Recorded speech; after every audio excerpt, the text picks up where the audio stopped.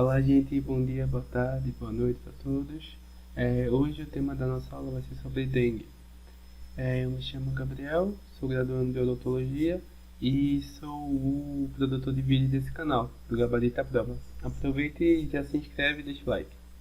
Hoje nós vamos falar sobre o Aedes aegypti e algumas características em geral sobre ele. Vamos abordar primeiramente o seu ciclo de vida.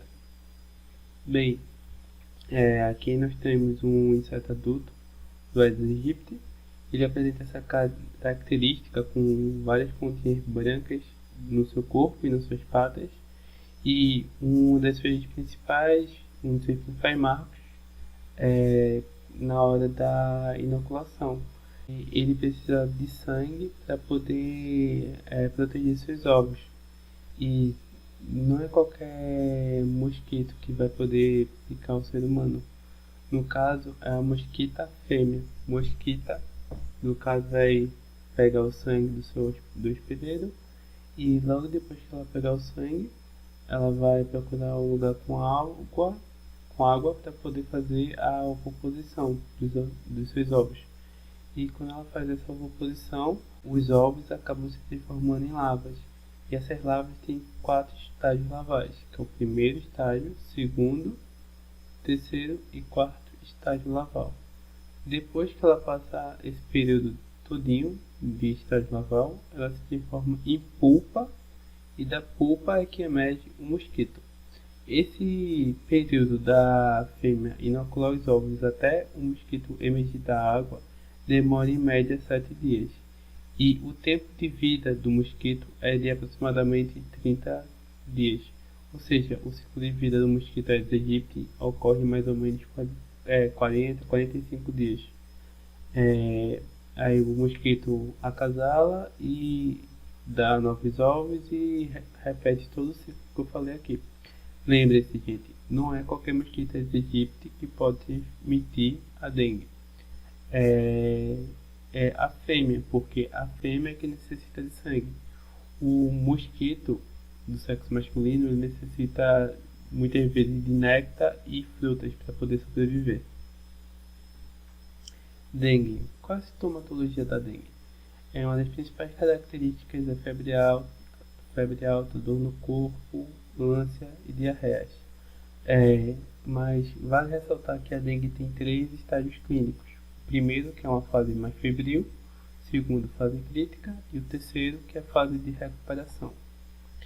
A fase febril, ela tem duração entre 2 a 7 dias, sendo comum mais ou menos 3 dias de uma fase mais com febre, onde a gente vai manifestar sintomas mais inespecíficos, como dor de cabeça, dor muscular, dor nos olhos, uma dor infraorbital, que é referida, e muito cansaço. E aqui nós temos uma tabelinha que descreve os principais sintomas. Como o próprio nome já diz, o que vai sobressair nessa fase é a febre. Costuma uma febre acima de 39 graus e muitas dores. A segunda fase é a fase crítica e é a mais perigosa de todas. O que acontece? Há um aumento na permeabilidade capilar, ou seja, os vasos sanguíneos vão sofrer dilatação, e essa dilatação vai permitir com que haja extravasamento de líquido do plasma para as cavidades internas, ou seja, vai diminuir o sangue que está nos vasos, e esse líquido vai acabar virando como se fosse edema. E o que acontece? Há um favorecimento de hemorragias, uma hipotensão e pulso fraco. E essa tabelinha ilustra muito bem o que acontece nessa fase, que é também conhecida como da efervescência, porque ela passa de uma febre que está muito alta, como vocês podem ver aqui, que chega até 40 graus, e depois do terceiro dia ela diminui. Esse processo é chamado de efervescência. E você percebe aqui que a temperatura se estabiliza, mas o paciente acaba entrando em choque, que é um choque distributivo, porque a cavidade do paciente vai acabar recebendo essa água que deveria ficar no sangue. O hematócrito, como vocês podem ver aqui, vai haver um aumento do hematócrito, porque com menos água no sangue, com menos plasma, o que vai acontecer? Vai haver uma maior concentração de células vermelhas. E aqui você pode ver plaquetas que estão bem altas e vai diminuindo no decorrer da doença, dessa fase crítica. Ou seja, isso é que dá o nome de febre, isso é o que dá o nome de dengue hemorrágica, porque com a menor quantidade de plaquetas, o paciente vai ter um distúrbio na coagulação. Mas vale ressaltar que dentro dessa janela aqui, o paciente vai estar mais vulnerável a sangramentos, mas depois as plaquetas conseguem retornar ao seu ciclo de vida. É muito comum, como falei aqui, devido a uma baixa quantidade de plaquetas, haver disfunções de coagulação, além de disfunção hepática, porque muitas das proteínas que é responsável da coagulação é produzida pelo fígado. E agora nós temos a terceira e última fase, que é a fase de recuperação. Se lembra que eu falei que há muito fluido que é extravasado dos vasos para as cavidades do corpo?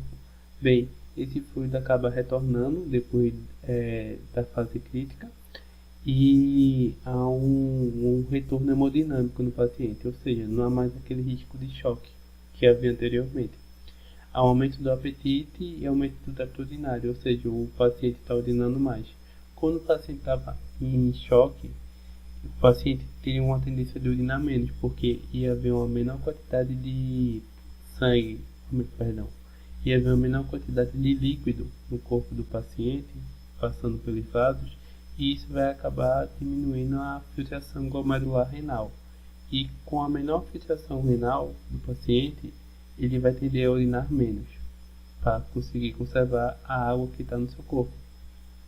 E estabilização hemodinâmica, o paciente vai conseguir ingerir água, vai conseguir fazer o retorno hemodinâmico. Agora eu trouxe algumas questões de concurso para vocês e vamos lá. Na dengue, a fase crítica pode estar presente em alguns pacientes, podendo evoluir para as formas graves e, por essa razão, medidas diferenciadas de manejo clínico e observação devem ser adotadas imediatamente. Essa fase tem início com perceba aqui que ele está falando da fase crítica, gente. Qual a principal característica da fase crítica que eu falei aqui para vocês? Há uma defervescência da febre, correto, entre o terceiro e sétimo dia do início da doença, perfeito. Se lembra que na primeira fase, uma fase febril, há um aumento da temperatura, ou seja, uma febre muito grande, e uma característica da fase crítica é a defervescência. O gabarito dessa letra é a letra A.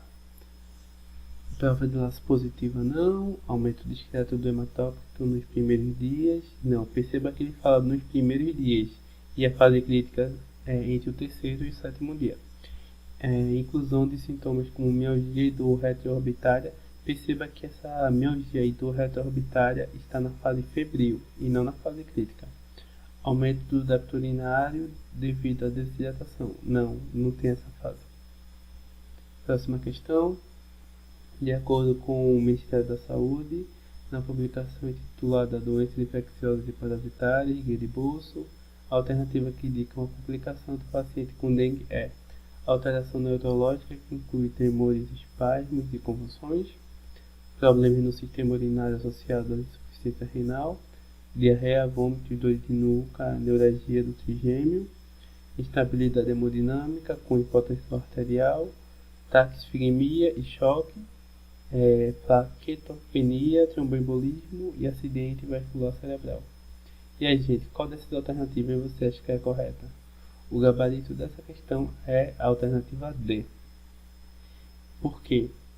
Novamente, como eu falei, na fase mais crítica da doença, há uma instabilidade hemodinâmica, com consequência hipotensão arterial, porque vai ter menos quantidade de líquido nos vasos sanguíneos, taquicemia e, consequentemente, se a doença evoluir de forma mais grave, o paciente pode entrar em choque. E isso ele pode acabar morrendo. Bem, gente, era isso que eu tinha para falar para vocês hoje. Obrigado. E essa é uma apostila que eu fiz com as 100 questões mais recentes de concurso de agente de comunitário de saúde. Quem se interessar, só clicar no link abaixo. Até mais.